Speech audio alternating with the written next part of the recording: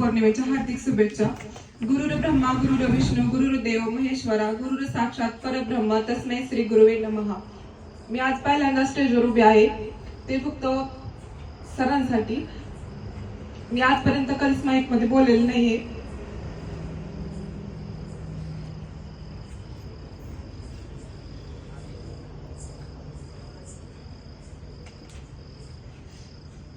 मी सर्वप्रथम घरातून बाहेर पडले त्यावेळेस अकॅडमीत आले। आई वडिलांनंतर अकॅडमीत एवढं जवळचं सरांनी केलं की आयुष्यात मोठा भाऊ काय असतो हे मला सरांकडून समजलं। कधी सरांनी घरची आठवण येऊन दिली नाही। मी आज 2-2.5 वर्ष झाले अकॅडमीत आहे, पण असं कधीच वाटलं नाही की मी घरापासून बाहेर राहते। पाठीमागच्या वर्षीचा रिझल्ट गेला त्यावेळेस मला अकॅडमीत यायचंच नव्हतं, पण सरांनी कॉल केला त्यावेळेस सर बोलले की लास्ट एवढी भरती दे। सरांच्या म्हणण्यानुसार आज मी इथं आहे।